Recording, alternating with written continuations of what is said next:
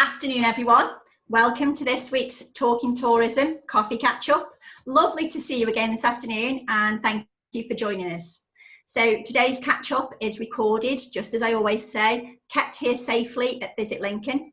You're all on mute, so there's no need to be worried about any background noise. I know some of you have got children at home. Don't worry, it's fine, we can't hear them.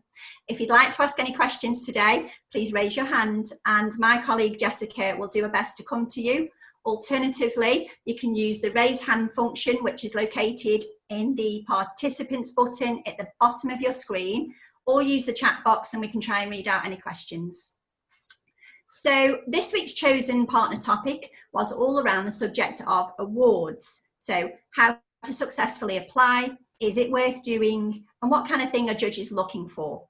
We're going to be hearing from our partners Nicky Van Der Drift, who's the CEO of International Bomber Command Centre, Amanda Carpenter, the owner of Play Avenue, and Vicky Parr, who's the business support manager at Visit England. If we can firstly go to Charlotte Goy, our CEO at Visit Lincoln. Charlotte's just going to give us a little bit of an update and some news on Trace. I think it's the Test and Trace service, and anything else that's happened this week. So Charlotte, could you give us a little bit of a roundup, please? Yeah, absolutely. So hi everybody, great to see everybody on the call again. Thank you so much for joining us. So what I wanted to talk to you today about is just some new policy that's come through really. So we work very closely with Visit England, and we also get alerts from the Cabinet Office. And some news came through this week about the importance of continuing to do track and trace for people that are coming through your business. So the core advice is the same, but there has been some updates to the online toolkit that you can access. So earlier this week, we were talking to one business who actually had guests staying with them who had travelled from Wales. And it was interesting actually that they didn't know as visitors to the area about the face covering policies that were in place now. So luckily that accommodation owner kind of updated them and briefed them about it to kind of save any kind of embarrassment that they might have had when they came in and did some shopping or visited the attraction. So this is really just a little reminder to say that when you have got people staying with you, maybe just double check where they've travelled from, and if appropriate, kind of give them an update on the latest advice that we're adhering to here in Lincolnshire, and also in England. So there's some really good resources that are available on the Visit England website, and I think Jess is going to share some of the links with you. So if you go onto the Visit England website, and I've just got it up on my screen now, so if I just share screen with you currently, you'll see here, this is the Visit England Get Ready to Open information and resource page. And if you go down here, there's this section here called Customer Logging Toolkit. And I just wanted to flag it with anybody who was looking for a bit of advice really around what toolkits and what information they should be asking for. And all of this is available as a free resource. So I would encourage people to have a look at that as well. The other thing that I wanted to update you on also is that Visit England are working with the Cabinet Office and the Department for Health and Social Care to raise awareness also about what you should do if a visitor falls poorly with you whilst they're staying with you. And again, there's some information on the Visit England website which gives you a cut and paste solution to pop into your website or any kind of booking information or booking emails that you might want. So again, I think Jess is going to circulate that on the chat system. But it's a really easy cut and paste option for you to pop into your messages to customers just to make sure that you're adhering and using some of the advice that's being shared around there as well. The other thing I wanted to update you on was also, again, around safety really. Visit Lincoln, we're working with several of the district councils to help them create micro videos around safety messages. And the idea behind this was that by collaborating and working together, they could get extra mileage out of their budget that they had, and also help with the efficient reopening of town centres and high streets, whilst also reminding people to keep each other safe. the sort of messages that are being pushed out on these videos are try and use card payments, not cash payments. Remember when you're packing your bag to go out to include a face covering. We've also done one around the Eat Out Help Out scheme. So again, kind of focusing on the COVID secure measures that businesses have put in place to make sure that customers and guests and visitors feel confident all the time that themselves and the teams within the businesses are being sort of looked after. So again, this was really just to say that over the next couple of days we'll be collecting these videos, and if anybody would find that content useful in their own marketing, then we'd be more than happy to share it with you. So again, thinking about the sort of information that you're sending out and sharing with your guests who are booking, or even we had one business sort of saying whether or not they could use it as a bit of a reminder for some of their teams. So when their teams come on new shifts, or when their teams come back to the business, these sort of 10-second videos could act as a little reminder about some of the practices that have been put in place. So they're completely free. If you are interested in, let us know, and they have been produced to kind of help and assist you and put out a consistent message. And then finally, I just wanted to talk about the consumer sentiment research as well. So again, we've been keeping an eye on this because it really informs the communication that we've been putting out. Visit England's just done their 10th COVID consumer tracker, and their report is available through that resource hub that I shared the link to just earlier. And there's some other sort of attitude research that's out as well. And just summarising some of the research that has just landed, it shows that there is more of an interest in people visiting attractions and also having planned visits to attractions. There's positive feedback for those who have kind of ventured out into restaurants and pubs following reopening. And there's a significant week-on-week uplift in retail activity and also people's intentions around retail as well. So, obviously there's still a long way to go from where we were pre-COVID, but when you have a look at the sentiment research in the insight, it clearly shows signs of improvement, which is really encouraging, and something that we're keeping a close eye on to make sure that our marketing aligns with that. So back to you, Samantha. It does make me smile. I always feel like you're going to say sort of back to the newsroom or something. It make me laugh. So just a bit of an update as well. Charlotte there was talking about lots of things that Visit England are doing, and Visit Britain as well have emailed today. So they've got some news on an autumn campaign. So this is an international recovery campaign just to inspire overseas visitors to come and visit Great Britain. So start thinking about some content, images that you can send to us that would represent your own business and Lincolnshire as a whole. So be mindful that these images, they need to relate to autumn. So leafy pictures, fire pits, toasting marshmallows, autumn walks, trees, hot chocolates. You get where I'm going with this. Look at some past images that you might have, so we can start using those right away. That will give you a little bit of a head start. And then as the weather changes, start looking at taking some new photos. And don't forget that, we had those tips last week, which were really good tips about how to take photographs, even on your mobile phone. If you didn't see that meeting, or you want to just refresh yourself about the tips on photographs and Instagram, you can see that past web meeting on our website. I think Jess will put the link up for you. So I'm going to take off my serious newsreader glasses now. I'm going to treat you all to the happy glasses. So this week has been a happy week. I couldn't mention it last week because there was an embargo on the news, but I can now. So Nigel Huddlestone, the Minister for Sport, Tourism and Heritage, he came to visit. It was a whistle-stop tour, but I can say that he absolutely loved visiting. He really was impressed with the offering here in Lincolnshire. We received a lovely email from his department saying how much he'd enjoyed his time with us. We will continue to campaign and lobby and make sure that Lincolnshire is up there on any discussions that ministers are having. I know that we've got a short video. Jessica, can you show this? And Charlotte, you can talk us through it if you could. Could we make that happen? Yeah, yeah.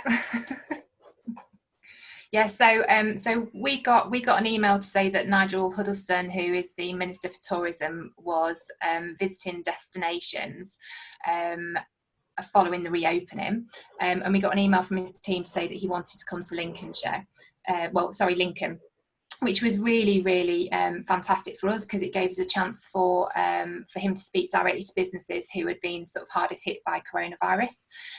So he arrived and we hosted him for lunch. He had a conversation with businesses that worked in sort of the arts and culture sector across the city, because that feeds in really, really well to the experience that people have when they're here. And then we took him through to see Lincoln Castle and made him walk around the block. So he did the one-way system that's been put in place to keep everybody safe. He had a fabulous time at the castle, and he saw Magna Carta, and we took him up on the wall to look across the city. And then we walked him across the Visitor Information Centre, and whilst he was at the Visitor Information Centre, he's talked to the team there about footfall coming back into the city, the sort of Q&As that they were getting from visitors who were returning. And then we walked him around the corner to Red Hill Farm Shop in the Vale, because again, food and drink is really important when we're marketing Lincoln and Lincolnshire as somewhere to visit. And I'm delighted to say that A Little Luxury also presented and shared with us a hamper of fresh produce, which was absolutely amazing. And then finally, we took him through to see the cathedral and all the work that's been happening at the cathedral through the Cathedral Connected project, which is a £16 million Heritage Lottery funded piece of work, which is opening parts up of the cathedral that haven't been opened up before. And it's developed a brand new visitor centre and community rooms, and also the Dean's Garden, which if anybody's walked around the Bailgate recently, you'll notice the changes that's happened in the garden area. And we also took him through to the works room at the cathedral, where he had a go at doing a little bit of stonemasonry as well, which I think was the first time he's ever done that. And then the most important bit of the day really was we had a roundtable discussion in the garden of the new Cathedral Connected building, and we put him in touch with businesses across the county within the Bailgate. So we had a representative from the Bailgate Guild. We also had International Bomber Command Centre, a couple of accommodation providers, a business that's involved in business tourism as well. Really just giving him feedback on how the last couple of months had been for them, but more importantly, what ongoing support was needed looking forward. So off the back of that meeting, we've had follow-up meetings with the Greater Lincolnshire LEP to talk specifically about some of the additional work that we can do with the LEP to make sure that the visitor economy and businesses like yourselves are properly represented when we're talking about ongoing recovery into next year. So back to you, Samantha. Thank you. So I'm going to leave these on because this is big news now. So yesterday around 7:30 a.m. I received the news that the finalists for the Visit England Awards for Excellence have been released. It was a bit with bated breath that I looked at the list. I was a bit nervous, but I'm really happy to say that Lincolnshire are represented. We have IBCC in the international attraction category. It would have been nice to have more Lincolnshire businesses, representing us, but this is the first time that partners from our own Tourism Excellence Awards have gone through to Visit England finals and have had the opportunity to be under the spotlight of Great Britain. I think that this positive impact of Lincolnshire being involved in these national awards, this will put the spotlight on us as a county. It reinforces what we already know, that we have truly amazing places to visit, experiences to have, places to eat out, and places to stay. So for me, I'm ecstatic that that we're on the map now. People are going to be noticing us, and I just want to build on this year on year. But we have really got everything. A day with the children at the seaside, and to be fair, where else can you see donkeys and seals on the beach? Admittedly, not at the same time in the same month, but we do have them. Tick. A great day out, appreciating wildlife and photography. Tick. Walking and cycling on our dedicated routes. Tick. Fishing, lakes. Tick. Foodies, oh, we've got amazing bars and restaurants, tick. Heritage and history, tick. Amusements and art galleries, tick. Amazing experience days, tick. Hot gardens, halls, tick. I am going to start because I will fill this hour, because you know what I'm like, I'm really passionate about our businesses. I'm not going to stop there. So let's make sure next year we're all going to have more businesses. We're going to get you involved, do your awards, competitions, get in, apply. Let's get more people sort of on the map. Let's get us all there at Visit England. I want Visit England to be swamped with applications from Lincolnshire. That's where I'm going with this, really. So it does lead me on very nicely now to our topic for today. So I'm going to take these off because this is the serious bit. So earlier in the week, I spoke to Nicky Van Der Drift from IBCC. So they've won a total of 16 awards since they opened in 2018, which is just phenomenal. 2 of those they won this year at our Tourism Excellence Awards. And Nicky couldn't be with us today, so I interviewed her a little bit earlier. So we're going to show a short clip now. I must just say at this point, she didn't actually know that she'd got through, so just bear that in mind. So Jess, if you could show us that short video. So I'd like to welcome Nicky now from IBCC. And Nicky, would you like to introduce yourself and tell everybody what it is you do there and a little bit about the business? I'm Nicky Van Der Drift, and I'm actually the General Dog's Body, or CEO as it's known. I've been involved with the project from the very get-go, and literally Dog's Body is a good description because you get involved in everything. So for a long time there were only 3 of us doing the project and getting it built. So yeah, sleeve rolling time. And I suppose you've come on quite away from there, through those early days. You've moved substantially forward now, haven't you?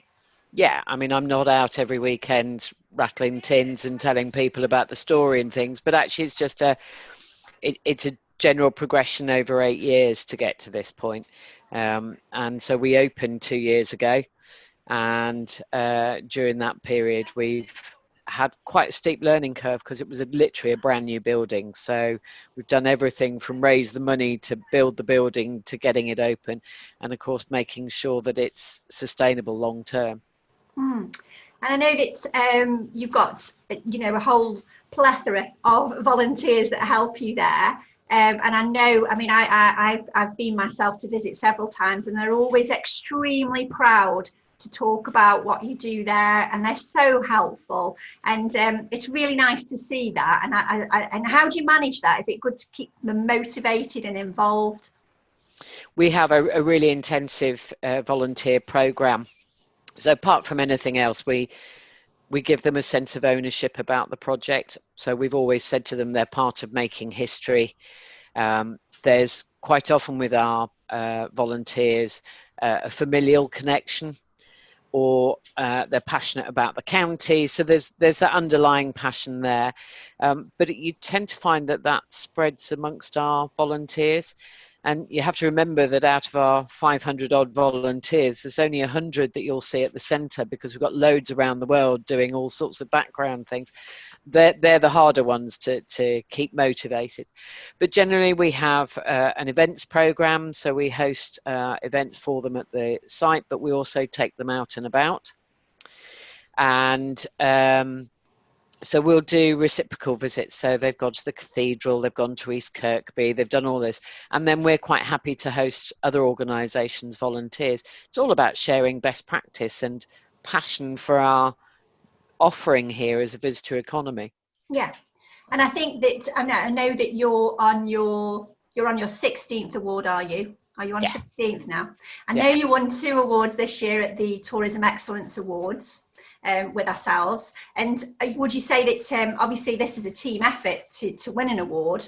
And sort of, how do you go about in terms of when you're applying for awards? What sort of things do you think about? And are other members of the team involved in that, or does that all fall on your shoulders? Yeah, no, that comes under my remit, which is I cover marketing, PR, comms, all that sort of thing as part of what I do. I think the first thing I do is spend some time reading the ask. What are they going to be awarding you? What are they looking for?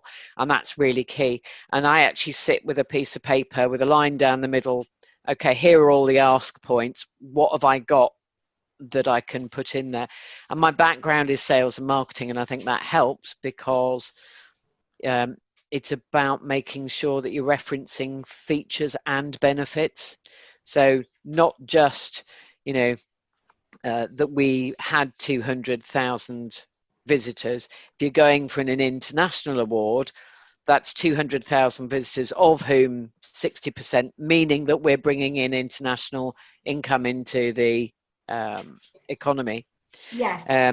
But also evidencing that. It's no good me saying that. It's how do I know that? So that I've taken that from our survey results and our visitor registration system. Because otherwise I could say I've had 1 million visitors, and but features and benefits, you've got to use this as an opportunity to sell. So just as you would with any of your other marketing. Yeah, I think that's a really good tip as well. And I like the idea of putting that line down there. You've got what they're asking for. You're trying to marry up the answers to each question and really think about that. And, in a sales way, this is your opportunity, isn't it, on an application to talk about your business and try and cram as much information in there as you can. And I think it's also understanding a lot of the people that are going to be looking at that award may never have had any contact with you before. They may not have seen the website. They may not been to the organization. So actually you've got to sell it from a viewpoint that they're a total cold call, as you might put it. Yeah. I think sometimes people can be guilty sometimes of forgetting that. They assume that they know about your business already, and they don't. So, and also thinking about, as you've just said, when you go for the international award, you evidence where are those guests coming from, because you understand that the award you're going for is all about that subject. And so trying to marry up again, what are they asking? What are the correct answers they're looking for? Yeah. Have you got any other sort of tips that you would say always look out for on an application form?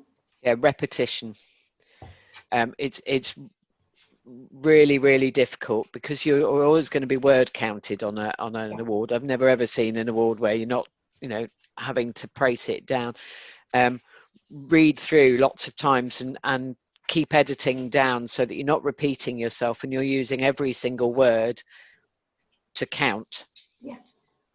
The same person's going to be reading the whole application, so you don't need to tell them 12 times that you've had 100,000, whatever. Yeah, that's good. And in terms of sort of when you summarize or you think about what you would leave the judge with their lasting thoughts, is that something you're conscious of, or do you just sort of be filling in information as well? What I tend to do is I answer all the direct questions, and anywhere where there's a summary I leave until last, because then I can read everything that I've put and say, okay, in that 200-word summary or whatever, have I actually encapsulated for the judges everything that I've got in my application? Yeah, and you can recap on that. Yeah, I mean, coming from, applying for funding grants and things, that's absolutely key, because if you look at someone like Heritage Lottery, the judging panel only reads your first summary. Oh. It's your grants officer that does all the rest of it. So if you haven't sold it in that 250 words, you've done yourself a disservice. Yeah.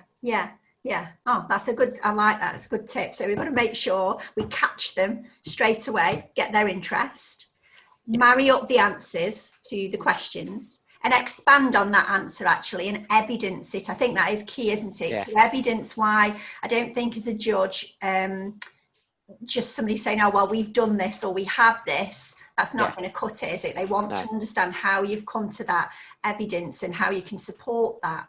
And is it okay for people to sort of put their links on and put links to things to show additionally? Can you do that? Yeah, you can in most systems. Actually, in most grant systems, there is an area where they want you to evidence direct, and you can put links in there. Yeah. But in the main, I would say yes, if you've got the word count. If not, put it on an attached document. Yeah. Covering email. Okay. And have you got any awards coming up? What are you going for your 17th? Oh, we will be. Yeah. Yeah. Obviously, we've got the Visit England national finals coming up soon. I think that's the 17th really of August. excited. Yeah. Yeah, so we won't be writing anything for that, but we'll be, having all fingers crossed. See, a lot of the ward schemes have sort of closed down a little because of what's going on. Yeah. But yeah, we will be going for some awards later in the year. Oh, good. Well, we're fingers crossed, and we wish you all the best. Lovely. Definitely at Visit England, because it's, I'm really excited that we've got Lincolnshire businesses representing us. Yeah. The whole of Lincolnshire to be at an England final is just, I'm really excited. It's amazing. Brilliant. Yeah. Well, I wish you all the best for that. So you're up for 2? Are you in 2 categories? I'm right, aren't I? I think so, yeah. You're in international. Yeah. And sustainable and ethical. Sustainable and ethical. Woo, well, fingers crossed. Yep. Well, watch this space. We will. I'm actually on holiday, so I'm wherever we are, I'm going to be zooming in to the evening so that I can watch it going on. Oh, brilliant. Well, thank you for joining us, Nicky, and I do appreciate your time today. All the best to all the volunteers and your team and all of you. You are back open now, aren't you? Just in case partners don't know, you're back. Yeah, back open as of last week, and first week went really well. Normal hours or normal hours? We're just asking people to pre-book through the website, and in the main, about 60% so far have managed that process, but that's more than we were expecting. So I built that into the figures. Good. So yeah, it's great. And the cafe is open as well? Absolutely everything open. And of course, we've got our big 40s event, 15th and 16th of August. But we're doing that slightly different format to the way we've done it in previous years with an open air market.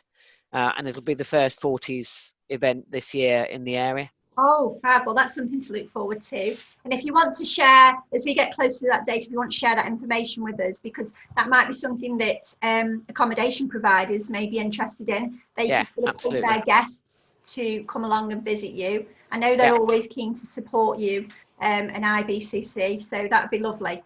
Brilliant. We'll just get them to get in touch with me directly. Lovely. All right. Fantastic. Thank you, Nicky. That's lovely. Thanks, Samantha. Very much. Bye. Take care. Bye. Okay, so obviously, as we know now today, IBCC, they did go on to represent us. She did win a place at the final to represent us in the international category. So that's really good. And Nicky was fine for her email to be shared if any of you want any advice ever. She's lovely. She'd be happy to give some peer support. So if you need anything, you can contact me and I can put you in touch with her. So we're going to go now to Vicky Parr from Visit England. So Vicky has over 20 years extensive experience within the UK travel and tourism sector. She's managed projects such as Visit England Awards for Excellence. She's been the lead assessor for Visit England Quality Assurance Schemes, general manager of heritage attractions and corporate events, as well as a trainer for Welcome to Excellence. So quite a lot of experience behind you there, Vicky. So would you like to introduce yourself and tell us a little bit how you can help our partners today? Hi, good afternoon, everybody. It's great to join you, and I hope that I can add a bit more to what Nicky said. She's actually said a lot of the things that I'm gonna say about applying for awards and how to make the most of the awards. So she was a great lead-in and ambassador for making the best of your awards. So I'm going to talk a little bit about, to start with, why you might consider applying for awards in the first place. And then I'm going to talk more specifically about how to make the best of your application, sort of building on what Nicky said. So I'm going to try and share my screen. So bear with me. I'm on 2 devices here to try and do that.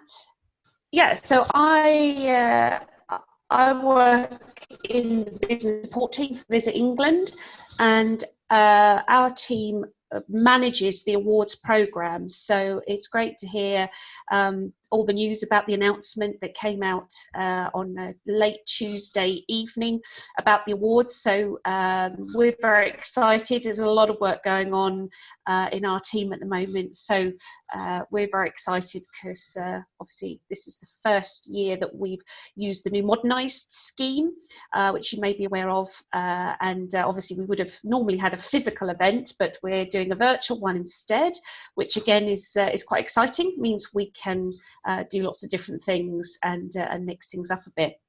So first of all, I wanted to again point you to the Visit England website because there's a great section on the pages regarding the Visit England Awards on why you might consider applying for an awards programme. And this isn't relating specifically just to the Visit England Awards. It could apply to any awards that you come across. There are a number of awards. There aren't any other national tourism awards that cover the full spectrum of the tourism industry. So we have in the past aligned ourselves to the Oscars of the tourism industry in England, but we got told off by the Oscars people by saying that, so we're not allowed to put it in writing anymore. If you go to I'll show you the web link in a minute, but this is the why apply page, and there's a number of items here on why you should apply for the awards. And just really to skip through some of those while we're talking.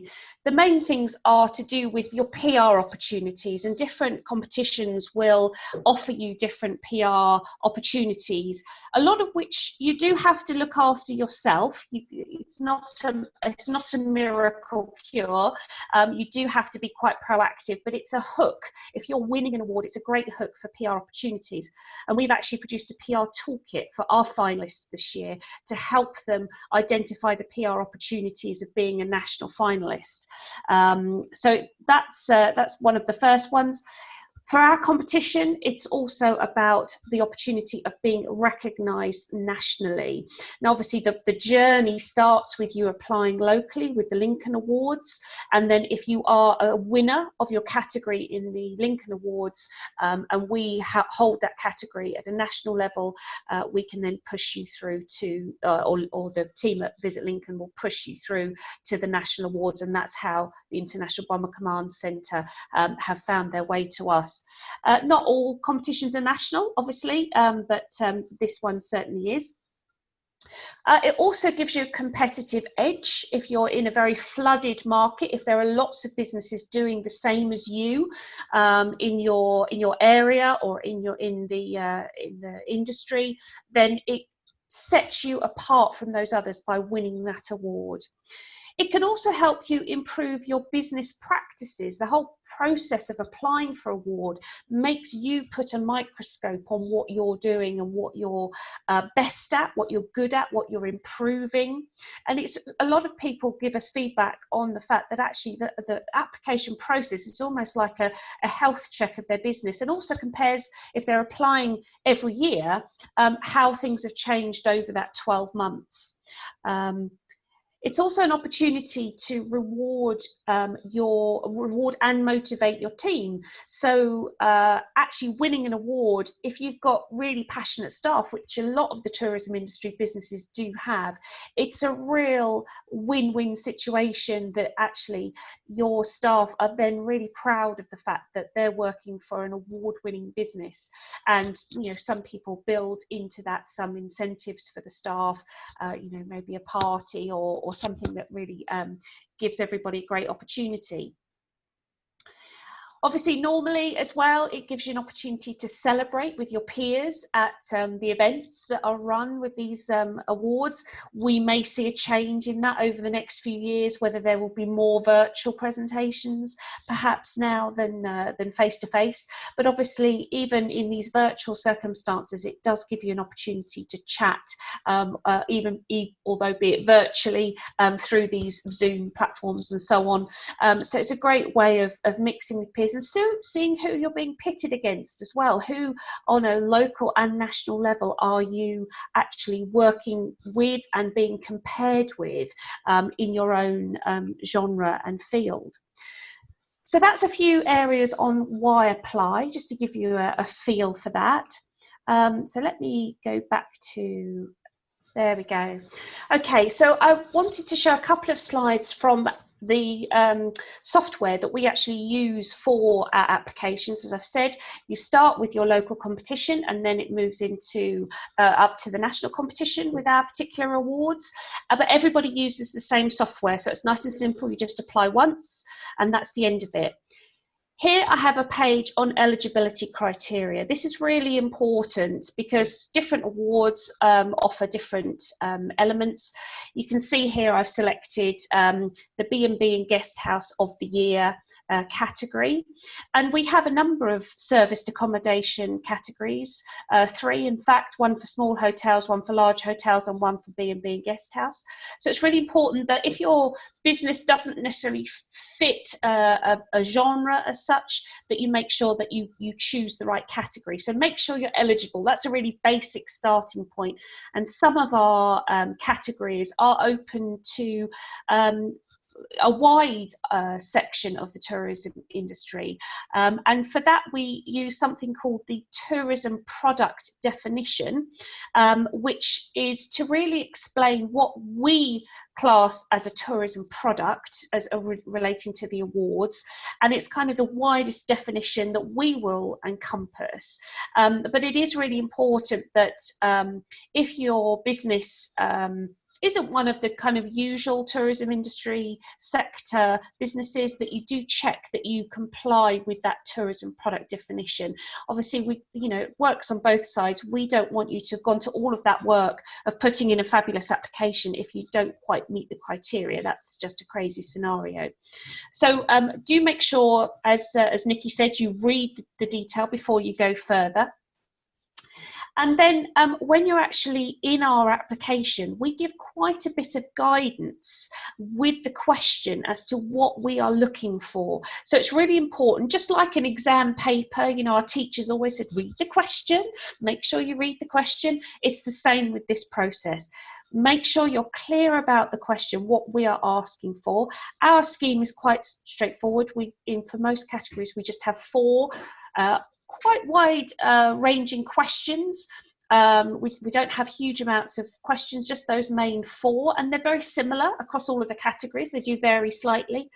But as you can see on this slide, there are some bullet points. And it says one or more of the following example areas may be relevant to address in your answer, but it is not mandatory to cover every area. So we're kind of saying these are the things we're looking for. These are the kind of answers we're expecting you to give. So have a good read of that. I love Nicky's suggestion of splitting the page in half. What a great suggestion. And I would also put, akin this to an application form if you're going for a job. Similar kind of thing, make sure you're answering the questions. What are they asking for in the specification and what can you deliver? As you can see further down on this slide, there says a word count out of 500. As Nicky said, we do have to limit our words, and this system will stop you from putting in any more than 500 words. So if you're partway through a sentence, it just won't let you put any more in. So it's always good to plan out what you're going to write and make sure that you're, as Nicky said, great advice, don't duplicate too much. It is the same person that reads the applications. And don't forget that these judges are reading sometimes 100 or more applications if they're reading all of the applications across all of the categories. And when you come up to a national level, we look at nearly 400 applications across all the categories.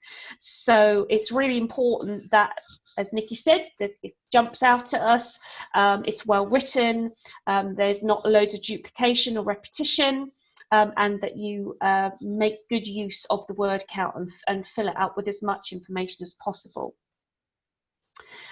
So just to kind of build on that and a few other top tips, as I said, check the category eligibility, ensure your business meets the tourism product definition if that's relevant for the category.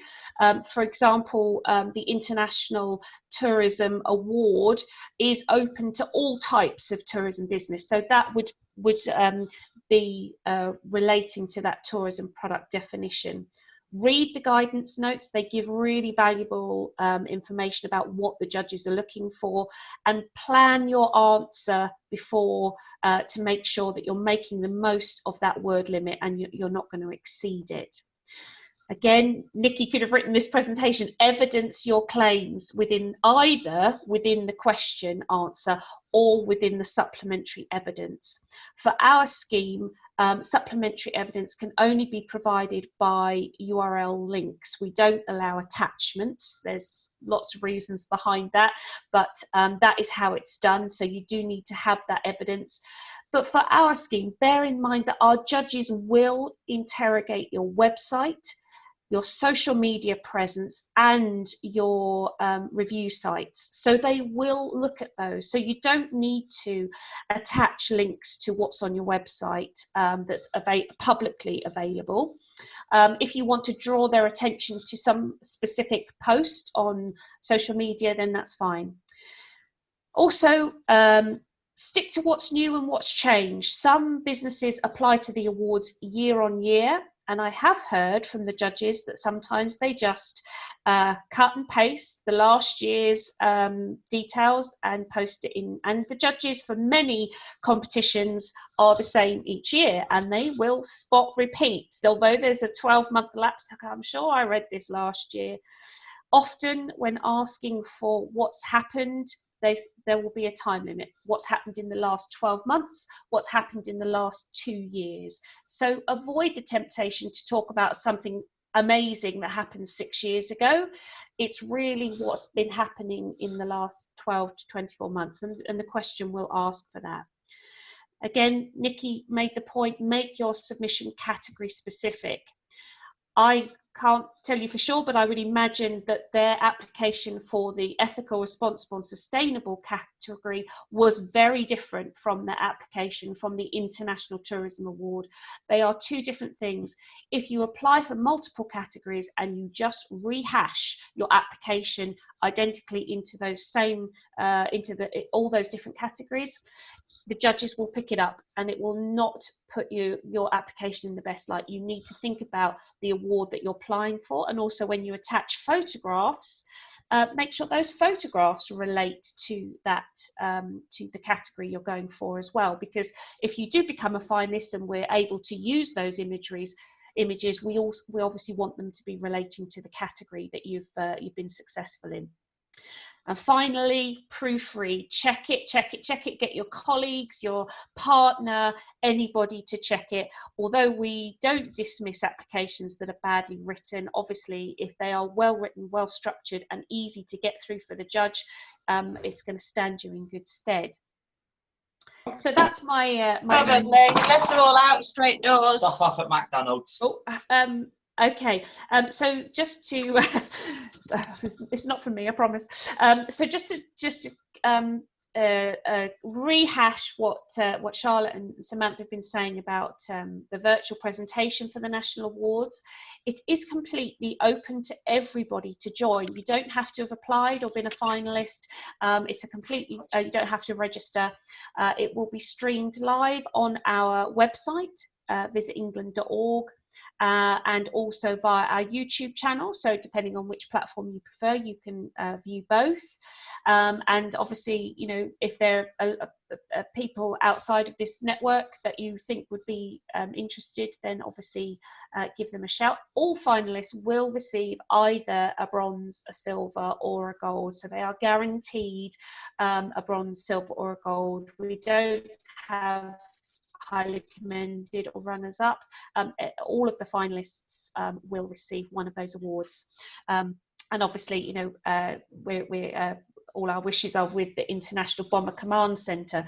So just to finish off, I just wanted to talk about the next set of awards for us for Visit England. Is all about we're changing it up this year to recognise the work that has been done by the industry and the tourism businesses during the COVID pandemic. We've done a lot of consultation with our partners like Visit Lincoln and other competition organisers across England.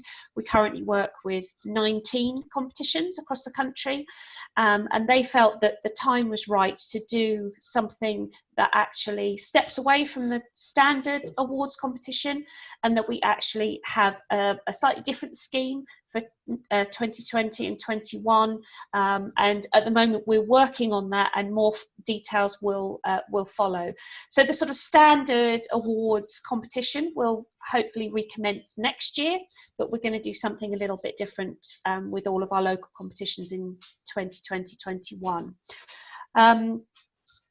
Those are my contact details. If you have any questions about Visit England or the awards programme, by all means jot down my details and give me a call, or if you've got questions today, I'm happy to take them or forward them to Samantha, and I can respond to Samantha instead. I do hope that some of you have the chance to join in and actually watch that award ceremony, which is going to be transmitted live. I feel like it would be a bit like watching the World Cup and going for England. We'll all be here in Lincolnshire saying, go IBCC, go for Lincolnshire. So yeah, join in and watch it if you can. And Vicky, thanks for those tips. It was really useful. I think touching just on the PR, which the coverage that comes around surrounding things like this when you win, it's invaluable. It's free and it's invaluable, and all you've had to do is take that time to apply, put a good application in, go through the process and win, obviously. But it's really good that you've given those tips, and actually you're right that sometimes the kudos to not only your staff but to other businesses in the area, and showing that badge on your website, you can't ask for anything more than that. So thank you for taking time out of your day and speaking to us, and thank you for sharing your details. So we're going to go over now and speak to Amanda Carpenter. So Amanda is the owner and co-founder of award-winning Play Avenue. So Play Avenue is designed to fuel children's imagination. It's an indoor role play centre, and it's based out in Messingham. So are you there, Amanda? Yeah, sure. So like you said, we won Small Visitor Attraction of the Year, and we were also runner-up for Experience of the Year. Obviously, Play Avenue, I'm sat in Play Avenue as we speak. It's a children's attraction, and it's designed to fuel those imaginations, so they can explore life as a builder or an actor, or maybe go to be a shop assistant. It's a place where children can come and visit with their adults. And they come for a 90-minute session. So it's a time session. When everybody's left, we reset the area again, and we make sure that every time they come to our experience, it's well laid out, it's clean, and it's a new experience every time for each of the children to come and get into those characters, and actually role play with their parents or their grown-ups, some of those jobs that they might do or want to do when they're older. So it's really a place where they can come and learn through play. And we sort of identified this was a gap in our market, for children to be entertained, and it gives a real alternative to some of the other types of areas that they can go and play in.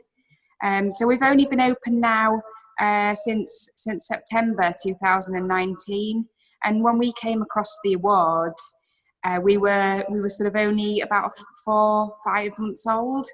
So when we actually won the award, we were a new business, 6 months into delivering what we've delivered to our little guests and our customers. So we're absolutely thrilled, the team and myself, of what we've achieved, and I feel really proud about what we've brought to this area, and helping people come and know where Messingham Scunthorpe is. We've had visitors from sort of the right across from Scotland. We've had people from outside the county. I think it was about 26% of our visitors were actually not even from the Lincolnshire area. So, a great draw as well. And we found that local businesses as well, have also reported to us that they've seen some of our customers visit them after they've been here. Maybe they haven't been able to stay and have a bite to eat in our cafe because we've got another session coming in right after them. And we've seen that people in the village or in Scunthorpe have then said to us, it's really been very good for our business as well. And then we pass, they help us and we help them, and it's been great for us that way. And we've built some of those relationships, it's really made me feel proud of what we're doing. So we, thinking about why we applied for the award, it was all about the pride in what we'd achieved, and maybe looking for some recognition, for myself and for the team, because we've asked a lot from them, in terms of how they treat customers, and I wanted people to be treated differently when they bring their children here. I want to give them a superior level of service that they might not get in other centres that they go to. And I think it was a bit of a opportunity to reward them for that hard work. And I found pulling together the application actually helped me reflect on what we had achieved. So the application process for me helped me look at things in different perspectives, and it felt a bit like a personal appraisal about what we've achieved, and being able to then reflect upon that to see what changes do we need to make and help us to plan a bit more for the future, and reassessing some of our strategies, and re-engaging what we're striving for. So we also asked people for advice, so people who'd gone through application processes before, because we're a new business.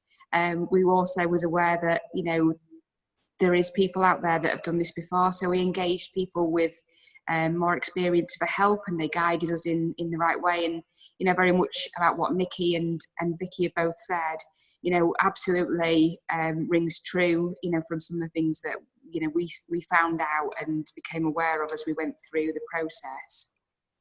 And I think probably the biggest excitement that we had, really, as well as obviously a fantastic celebration on the night, was the excitement of being secret shopped, because we knew that people were going to come, and that would be one of the areas where we would be assessed, but we didn't know when they were going to come, we didn't know who was going to come.